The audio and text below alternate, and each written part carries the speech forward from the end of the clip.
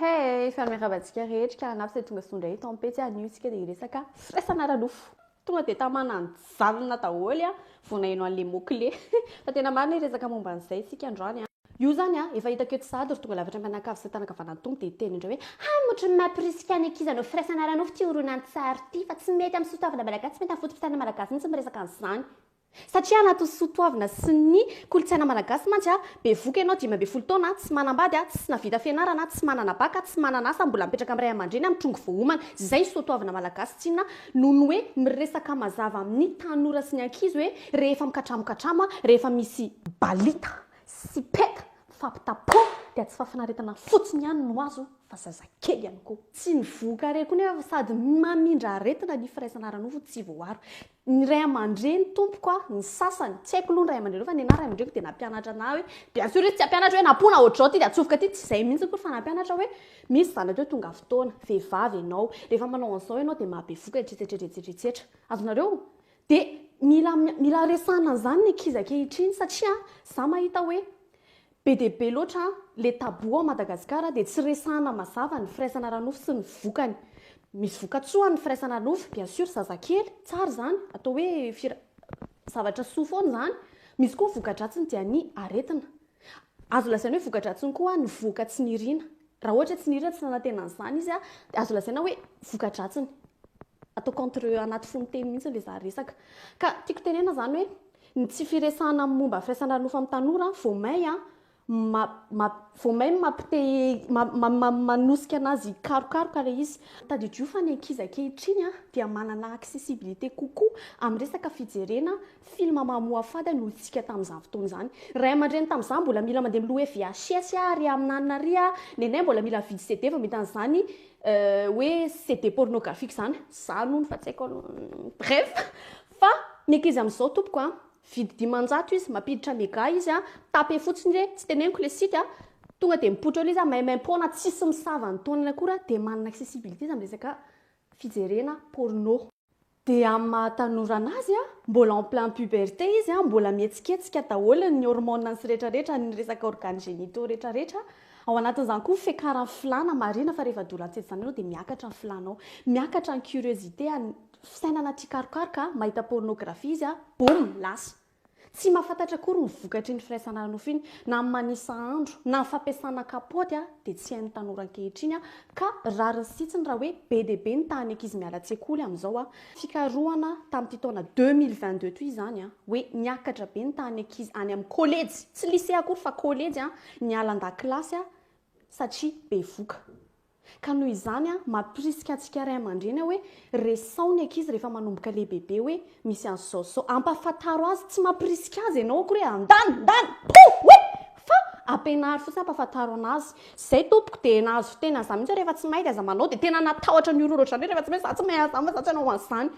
Dia hitanareo io moa samy manana fisaina ny ray aman-dreny fa hiadivana amin'izay zavatra izay dia aleo misoroka tsy izay mitsabo tsika malagasy koa mbola mitabo amin'ny resaka ITG sy IVG ka mba hisoroana an'izay zavatra izay dia ampianary ny ankizy manisa andro ampianary izy tsy araka amin'ny lehilahy rehefa tsy mahay manisa andro na rehefa tena tsy tanany dia ampianary izy mampiasa kapoty. Taboho be izany resaka izany fa tsy maninona fa atao vakim-pantsinana mihitsy satria izay ny zava-misy. Fa ny firaisana ara-nofo tsy voaro dia tsy voka ihany no vokatra izay fa ao anatin'izany koa ny aretina azo avy amin'ny firaisana ara-nofo na ny antsoina hoe infection sexuellement transmissible. Ao anatin'izany ohatra ny syphilis, chlamydiose, gonorrhée, blénorragie, hépatite sy ny maro tsy voatanisa raha tia halala momba an'ireo ianao sy ny fitrangany dia afaka mijery ao amin'ny Google, tsy ao amin'ny Facebook fa ao amin'ny Google sy amin'ilay site officiel reny resaka momba fahasalamana miresaka momba an'izany. Hiadivana amin'ireo aretin'ireo dia tsy misy afa-tsy ny fampiasana kapoty, condom, préservatif zany daholo ny anarany rehetra. Fa ankoatran'ireo IST ireo koa dia misy aretiny iray azo avy amin'ny firaisana ara-nofo izay tena izay mbola tena sarotra miady azy amin'izao dia ny sida na ny hoe syndrome immunodéficience acquise. Ny sida tompoko dia tsy mitsahatra mirongatra mihitsy ankehitriny ary indrindra ao Madagasikara. Nijery information koa voaingana vaovao dia hoe niakatra be mihitsy ny toan'ny olona voan'ny sida ao Madagasikara ankehitriny. Zany ary mbola hoe nitoan'ny olona voatily fa mbola misy ireo tsy voatily koa nefa mitondra ilay aretina. Ilay sida moa zany dia ilay aretina, ilay syndrome, fa ny mahatonga azy dia avy amina virus tsy mikaretina antsoina hoe VIH na ny hoe virus de l'immunodéficience humain.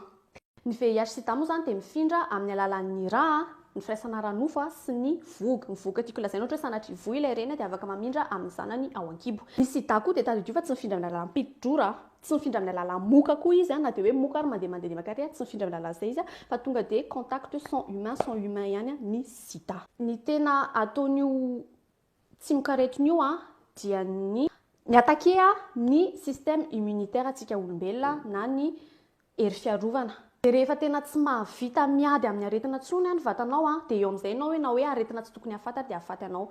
Toy ny ohatra hoe ny toxoplasmose zao izay azo avy amin'ny resaka aretina avy amin'ny ohatra hoe fiompiana saka sy ny biby ohatr'izany sy ny resaka ohatra hoe mycose reny zao dia nefa ianao raha vao misy an'ilay tsy mikaretina VIH dia mety possible hamatin'ireny aretina ireny dia eo ilay antsoina hoe sida. Iny zany faratapon'ny infection an'ny VIH ka iny ilay mahafaty aingana.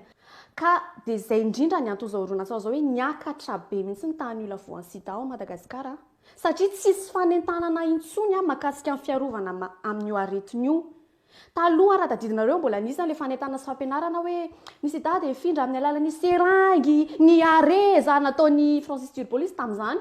Dia amin'izao nefa tsisy an'izany. Tsy po ny tena ny ampon'ny mahalala dia samy anareo rehetra tonga saina dia ry tanora rehefa tsy hay ny firaisana ara-nofo dia aza manao, aza miditra satria mariako mafy fa na dia hoe tsy mifanaraka amin'ny kolontsaina malagasy ary ny firaisana ara-nofo dia firaisana ara-nofo tompoko dia aty malagasy tompoko dia vetaveta sady tian'io ny teanao ny mamba ny malagasy fa mandainga fotsy satria maninona maro anaka be tsika malagasy. Maro anaka sika malagasy tompoko misy olona na dia any ambanivohitra any ambanivohitra be any ary dia miteraka maro zany hoe mahay manao an'io ny malagasy. Kolontsaintsika mihitsy ilay miteraka sy manao vetaveta. Ka ho an'ny ray aman-dreny izay tsy samy resaka amin'ny vatana ny zaza hoe rehefa manomboka puberté izy hoe tonga fotoana ny vehivavy efa afaka toe-jaza ny vehivavy amin'izany fotoana izany tandremo firaisana ara-nofo. Rehefa tsy sahinareo miresaka an'izany dia aleo izany no hiteny amin'ilay ankizy hoe tandremo ny ankizy manao firaisana ara-nofo tsy voaaro. Rehefa tonga fotoana indriry vehivavy mahaiza manisa andro tandremo manao firaisana ara-nofo tsy voaaro zany hoe tsy mampiasa kapoty fa sady mahabevoka zany no mampisy aretina andry. Ry tovolahy tadidio fa tsy ny vehivavy ihany tompoko no afaka voan'ny sida sy ny ST fa ny lehilahy ihany koa. Raha sanatria hoe voa ilay vehivavy tsy nanao kapoty ianareo dia ianao lehilahy koa dia afaka voa dia nefa ianao mandeha mankany amin'ny olon-kafa indray dia mamindra ny olona dia ohatr'izay hatrany hatrany dia tadidio fa tsy mamenatra tompoko mividy kapoty eny an-tsena. Tsy alohanareo hoe mety hoe menatra kely mividy kapoty eny an-tsena mba hiaro tena toy izay menatra be dia hanao fitiliana dia pozitif amina sida ery amin'any ery. Izy ny tianareo. Ka dia izay tsy ponteny ampony malala. Efa vonona ny saiko mampanay fa ohatra fitsaram-bahoaka anaty commentaire fa tsy maninona fa ataoko vaky-pantsina satria tena ohatran'ny miantraika amin'ala izy hoe handray ry malagasy dia bevoka ilay ankizy tsy mitohy fianarany sida miakatra foana tsisy miraharaha ka mba mandray andraikitra kely fotsiny dia izay dia tsika ny teny ampony malala dia orika mamy daholo.